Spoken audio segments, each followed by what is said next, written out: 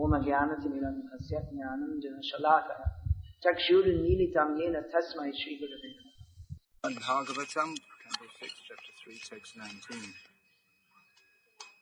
Indian cultural life is based on Dharma. Indian cultural life, there's a difference between culture and cultural life. How Dharma is defined, that is often difficult exactly to ascertain. Dharma is often translated in English as religion, but actually it doesn't translate exactly as religion. Prabhupada often translates Dharma as prescribed duties or occupational duties. So that gives some idea of the implications of Dharma at the ordinary level. But even not only modern scholars, but even in ancient times, different acharyas, they gave different ideas of what Dharma should be, what Dharma means. Whatever exactly it may be, Dharma is that which every follower of the Vedic culture would adhere to. Dharma comes from the root dhri, which means to support or to hold. That would be in your pronunciation, yes, in Tamil pronunciation. Dhru or dhri, either way. In some parts of India they would pronounce ri, in other parts they pronounce ru. So in Tamil you would say dhru. Prabhupada explained that this meant that Dharma means the inherent nature of every living being. And gave the example, just like sugar is sweet, that is just like the Dharma, the inherent characteristic of sugar. If we taste sugar and we find it's bitter, then we know that actually it can't be sugar. Or there's another possibility that it is sugar, but that we are sick with jaundice. In which case, we don't recognize what is the actual position. So Prabhupada explained that actually the Dharma, Prabhupada explained means according to Guru, Sadhu and Shastra. Prabhupada explained that the Dharma of the Jiva is to serve. Every Jiva must serve. That is his inherent nature. So if we don't serve Krishna, then we end up, we talk about serving the nation. Very prominently being promoted in India at the present time. Although previously there was no such idea of nationalism in India. There wasn't even any so-called nation as India till the British put it all together. And people think that, the duty of every India is to support in the struggle against Pakistan. But Pakistan is also part of India. In traditional, in the Shastra, that is all considered part of Bharatvarsha. So this division of India in the first place is all artificial. India and this nationalism is artificial. Our real duty is to serve Krishna, not to serve whoever that happens to be the present Prime Minister. So we serve our nation, we serve our community. We find in India people are split up into different castes, Brahmanas and Dalits and Ayers, Iyengas. There are so many different divisions. Then we like to serve our, just now as in Tirunelveli, so there's some kind of medical students or something on strike. It's funny how they can be on strike because they're only studying, they're not doing anything for anyone else. They're taking instruction, but somehow they went on strike. Yeah. So the man living next door, he used to come to our programs. I asked, where is he? Oh, he's gone to Madras to join the protest, the strike. So he's identifying with his group that we are all medical students or whatever it is, and now we all have to go and strike for our rights. Or we serve our family. So that's all right. One should also serve different groups that we are in contact with. Because man lives as a social animal. So everyone has to cooperate with everyone else. There's no use thinking, well, I'm a Brahmana, then reject the Shudras. Because if you say, we don't want to have anything to do with the Shudras, then nothing will go on in society. They do the practical work. You ever heard it?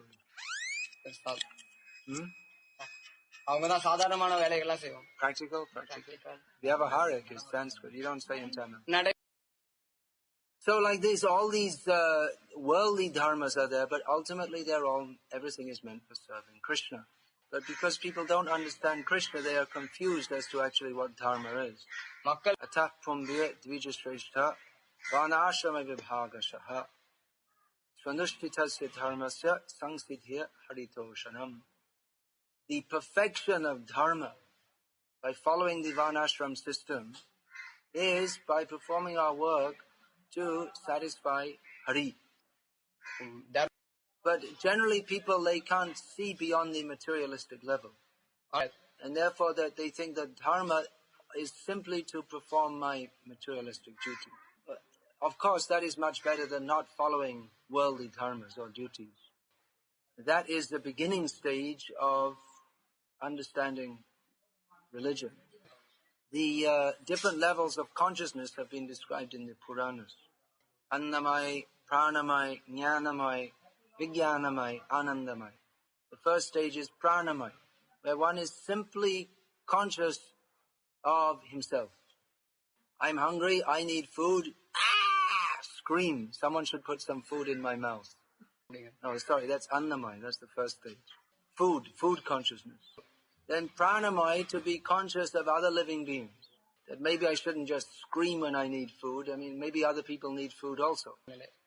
Then Jnanamai, that means to become conscious of the mental plane and to start to become conscious of the subtleties of life. And specifically to inquire into transcendental knowledge. Then Vijnanamai means to understand that we are all spiritual beings. We have nothing to do with this material world. And Anandamai means to fully enter into spiritual life. That means into spiritual existence. So, in the beginning stage, one is simply interested in oneself. So this is just like animals. I mean, even the animals, they cooperate with each other to some extent, some of them. So the Varnashram system starts off by regulating people so that they perform duties for others, of giving people, gradually helping them to understand a higher consciousness of higher duty. They teach that you have to perform pious activities in this world so that you can go to the heavenly planets and enjoy them better. So this is a combination of, this gives a combination of self-interest and helping others. Self-interest and community or consciousness of helping others, these usually don't go together. But the Karma Kanda section of the Vedas says, do charity, give charity, dig wells, do activities beneficial for others, that will be beneficial for you. So, you keep for yourself. They mostly need to hear in Tamil. So, people do pious activities thinking in future I will get the result enjoying myself. So this, even in a very gross way in the beginning, it takes people away from just being totally, grossly exploitive of others. இது ஆரம்ப நிலையிலே மக்கள் எல்லாரையும் அடுத்தவங்களை For instance, one could have the opportunity to steal someone's money and then you can immediately enjoy. But if you think, no, I shouldn't do because I will be punished in future. But if I don't steal it, that will be a pious activity, so I can go to heaven. So the whole thing is going on the platform of self-interest. But it regulates him to develop better qualities. And it also gives some idea that, well, life is not simply finished at death. I can be born again, either in heaven or hell. So then he also imbibes the idea that I am eternal. So gradually you can come to understand that anyway this material world is miserable. Even if I go to the heavenly planets, that's also miserable. so that he may actually start to develop real spiritual inquiry. Now, at the same time, it's teaching us not to be grossly selfish. So by denying oneself immediate sense pleasure so that one can perform service to others, one may start to take pleasure in that. Or following the Vedic directions, for instance, for sense control, one may start to find some kind of pleasure in that. So gradually one may come to the platform of being induced to perform one's duties without wanting anything in return. So then he comes to the stage of nishkam karma, performing one's duties without any personal desire. So one is trained in one's duties. One has to perform certain duties for the sake of dharma. And so you'll find that traditionally in Indian culture there's a very strong sense of duty. Now in the modern age, this is being imported from the West like everything else. There's more emphasis on individual rights. Previously there was no emphasis on your rights. Simply you have to perform your duty and the result, whatever comes, that is your karma.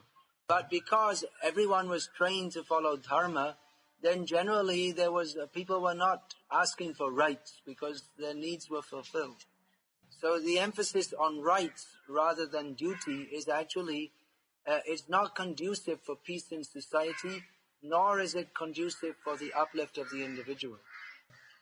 Because when everyone is thinking my right, then no, I've got more right. So it becomes competitive. Just like previously, women used to think it's my duty to serve my husband. And now they think, why? Why should I serve? They have equal rights. And therefore there's fighting in every home. So you may think, well, it's not fair, but you may think it's not fair, but at the same time, previously people were living very peacefully and happily. And now everyone is very advanced and progressive and intelligent and no one is happy. So it's actually more intelligent to accept a submissive role and keep the peace. But they've had independence, they're getting married at the age of 99 or something like that. So they're not going to submit to anybody. So actually this idea of rights, this increases material attachment. My right, I have got the right to do this and that and everything else. My right, me. Whereas, in the sense of dharma, duty is promoted. What is our duty? So to perform service selflessly, this promotes detachment. We may like to do it or not like to do it. There is no question we have to do it. It is our duty. It's very hot. It's the month of Vaishak. And still you have to cook. You may think, oh, why should we bother? We'll go out to the restaurant and buy something. Or we'll phone up and they'll bring the pizza to our door. No, it is your duty to cook. It may be very hot. By ordering a pizza from the restaurant, then you avoid the difficulty of cooking.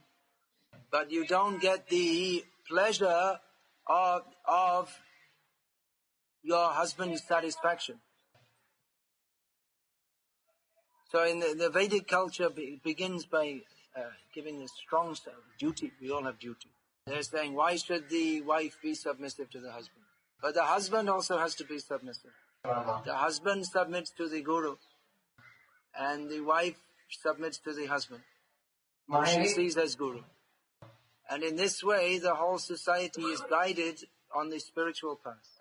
But in the modern age, no one submits to everyone. My right. I am an individual. I know better than others. Even we accept a guru, but then we think, well, my guru, he doesn't know so well. See, I also read Bhagavad-gita, so I know what to do. And then the whole thing becomes a farce. So this sense of dharma, that is required in human society. I was saying that people, they're trying to define dharma. They can't define it. We can define it very easily. Vaishnavas can easily define dharma. Dharma means ultimately to surrender to Krishna. That is the constitutional position of the living being. And worldly dharma, as prescribed in the lower sections of the Vedic teachings, that is what is meant to gradually lead one towards Krishna consciousness. But others, they can't define dharma. They say, well, it's a set of rules and regulations, or sense of order within the universal harmony promoting and so many things. They cannot define dharma because they don't know what the constitutional position of the living being is. Dharma means that which is intrinsic to the living being. Those who are envious of Krishna or ignorant of Krishna's position, they cannot understand actually what is the purpose of dharma. And therefore they can't define it properly either. So this verse is spoken by Yamaraj to his followers, the Yamadutas. They were confused. The Yamadutas were confused. This man, Ajamil, he was a liar, a cheater, a lecherer, a rogue, a thief. What wrong didn't he do? Well, there are a few things in the modern age that people do commonly that probably Ajamil didn't do, such as smoking tobacco and causing abortions. And these are a few modern things that have been invented to add to the list of papas. Now, abortion is also mentioned in the Shastra as being highly sinful, but it wasn't a common, they didn't have abortion clinics. So anyway, Ajamil was the prime candidate for visiting Yamaraj. He had booked his easy journey to other planets. He was very easily going to Yamaloka with special accompaniment from the Yamadutas. He didn't even have to go himself, they came to bring him. But as they were taking him away, they were stopped by the Vishnu Dutas. Said, you can't take him? And they said, well, why not? This man is totally sinful. We should take him. The Narayan Dutas said that he's not at all sinful. He's completely pure. And the Yamadutas were totally confused. Because the one name of Yamaraj is Dharmaraj. He who upholds Dharma. And dharma is it's fixed. It's not that it changes from day to day. That's why now people sometimes say, well, all these Vedic rules, that was for the past. But just for your information, the laws of karma have not changed. So the Yamadutas came to Yamaraj and said, well, what happened? What's going on? We were doing our duty under your protection. No one ever obstructed us like this before. And why should they? This man was sinful. He should be taken to Yamaloka. So then Yamaraj explained. He said, yes, you understand about dharma, but you only understand on a certain level. That I am not the supreme controller. I am, just like you are my Yamaduta. So I am Narayan. I am also Narayan Duta. The Vishnu Dutas who came to stop you taking away Ajamil, their boss and my boss is the same. I'm also a Vishnu Duta. I'm one of them. I'm not against them as you are thinking. We have the same boss, just they're in a different department. We're all government workers, but they're in one department, I'm in another department. Yeah. So what they did is correct. You may not be able to understand this, but it is the fact that anyone who chants the name Narayana, they become free from all sins. You may say, why? And the answer is because that is given by Narayana himself. And he is the one who has given dharma. Dharmang tu sakshat bhagavat pranitam. Dharma is that which is given by Bhagavan, Narayana. His position is far above that of any others. And navai vidur rishyo napi devaha. That is very difficult even for great rishis and devas to understand. Just like you see, all the different people are different. One rishi is defining dharma like this, another rishi is defining dharma like that. It's very difficult for them to understand. Nasiddha mukya asura manushya kutonu vidyadhara charana daraha. And even so many great personalities within the universe, they cannot give dharma. Only Narayana can give dharma. Dharmaraj is giving lessons in dharma to his followers. So as followers of the Vedic literature, it is our duty to understand what is dharma. Ultimately, dharma means to surrender to Krishna. But at the same time, we shouldn't think that we should just give up these worldly dharmas. We shouldn't think, well, now I'm a devotee, I can just do whatever I like. Rather, one should follow these rules of worldly dharma, inasmuch as they are supportive to Krishna consciousness.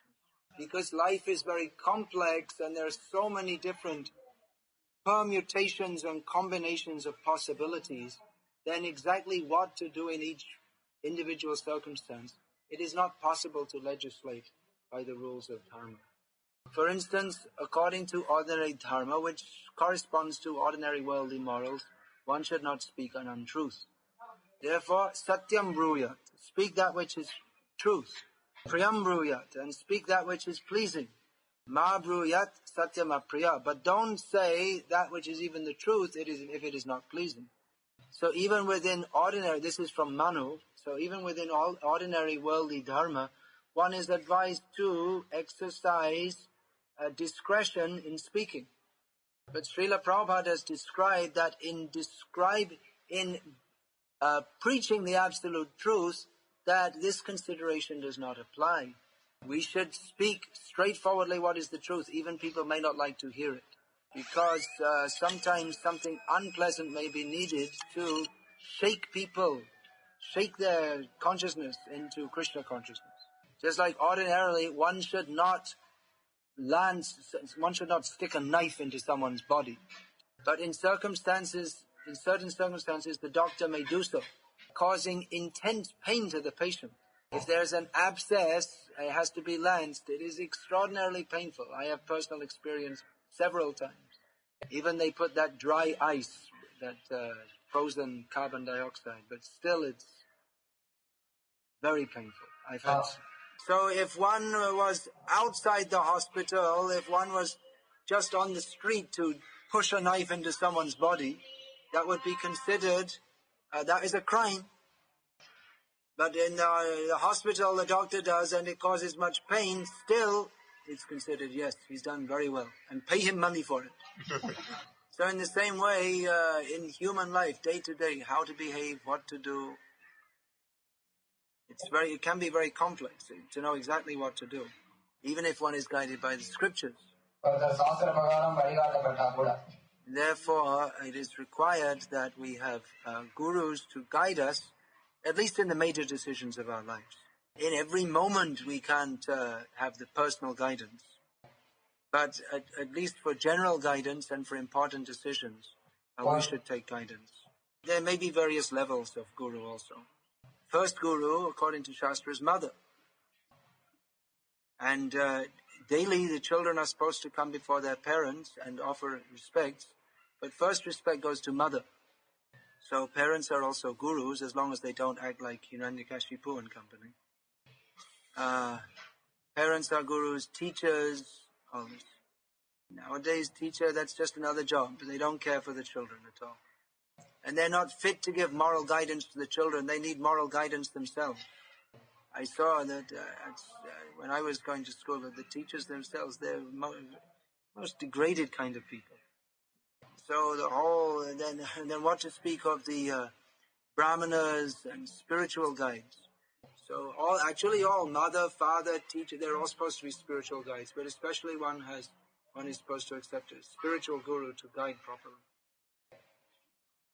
And then one can understand how exactly to act in such a way that one can be elevated to Krishna consciousness in every step of life. This is the path of Dharma. In synopsis. Hare Krishna. Is there any question?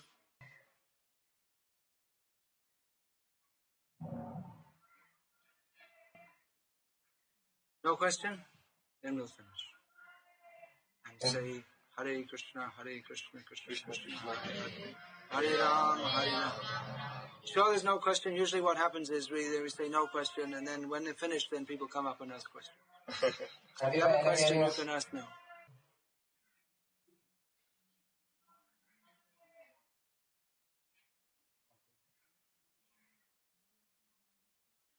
All right, so we'll finish. Yeah.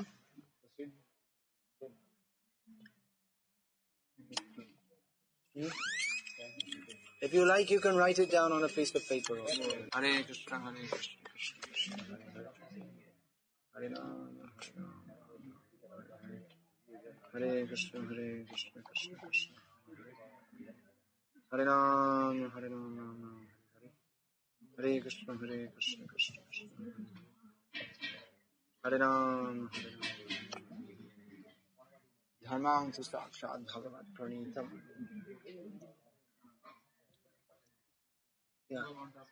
Yeah, sir. Say it loudly. The question is, like, when Ajamila chanted the holy name, he got liberation. And why it is not in every case, like everybody's case? Like, we need not follow the rules and regulations for everybody, just we can chant the holy name. Just chant the holy names at the time of death. No need to follow anything. So we should be like a Jamil. Loot, steal, kill, and at the end of life chant. But it won't, you say it won't happen in every case. You'll probably forget Narayan at the time of death. Generally, unless we cultivate chanting throughout our lives, we won't remember to chant at the end of life. Jamil's was an unusual case. That was his good luck. It may be that we chant during life, but we don't remember to chant at the time of death. That's also possible, unless we're chanting very seriously. Of course, if we're chanting through life, we may forget Krishna, but he won't forget us. But that's better than us deliberately forgetting Krishna and hoping that he remembers us.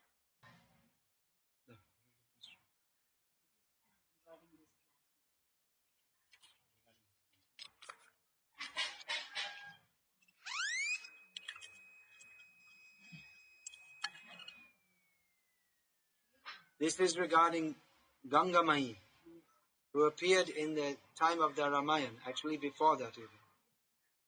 But in the pastime of Chaitanya Mahaprabhu, she waited for the Lord's appearance. How is that? No, she was here in this world, but she was waiting. It's not that Ganga came only 500 years ago. Little bit of a mistake there. So, anything else? Yeah, please. Following the regulative principles and chanting everything after the initiation or before the initiation, this also comes under Dharma, a spiritual Dharma. Yeah, this is called Bhagavad-Dharma. That Dharma which is directly connected with the Lord. Savai pungsang paro dharmo yato bhakti radhopsaje haitukiya pratihataya yatma suprasidit. The Param Dharma, the topmost Dharma, is that which transcendental or devotional service to the transcendent Lord, which is unmotivated and uninterrupted and therefore gives full satisfaction to the soul.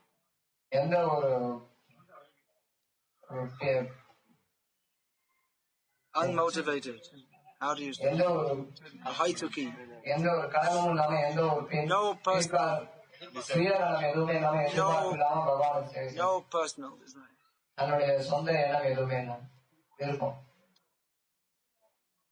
Haituki apratihata. Yeah. So just relating to that. So what happens when we don't follow it? Actually, when we follow it, we attain the supreme. When we follow, what the question is, what happens when we don't follow Bhagavad-Dharma? If we follow Bhagavad-Dharma, we go to Krishna. And if we don't follow, then we don't go to Krishna. According to our karma, we become a cat, a dog, a mouse, a tree, an Indra, or whatever. But the Dharma, that it's designed so that it leads to Bhagavad-Dharma. The focus of Vedic society is on sacrifices, in which Yagyapati, Yagyabhuk, it means the personification of Yagya. The Lord of the Yagya, the enjoyer of the Yagya is Vishnu.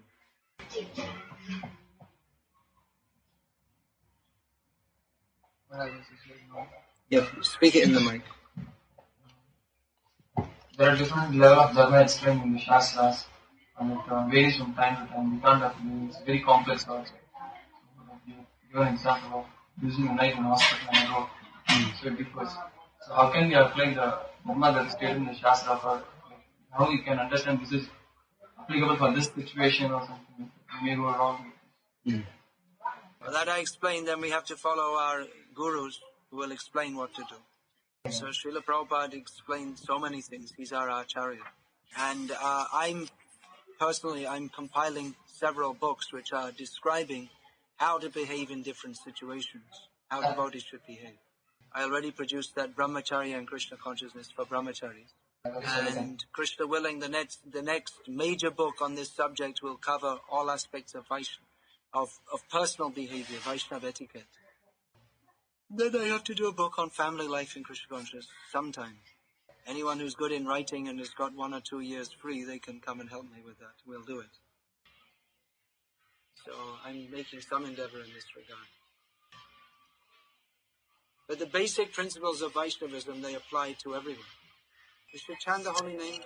Bhaja Krishna Bolo Krishna Gao Krishna Nam Krishna Bino Keho Kitcho Nabhavehoan. Worship Krishna, chant the name of Krishna. Bhaja Krishna Bolo Krishna. Sing the names of Krishna. Don't think of any other subject but Krishna. Then cultivating Trinada, Pisuni, Chana, Tarara, Pisishna. These are the basic principles.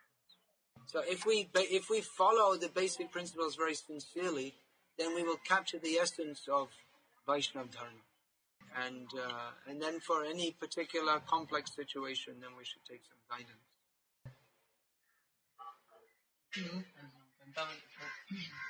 As in contaminated for tiny moment, like come into contact with the devotees or get some information about the Shastra, purify myself. It is like I'm willing to go for my purification. Sometimes situation comes like by nature I'm practicing something false. So how can this sounds like one of those more complex situations where you'll have to discuss and take personal guidance.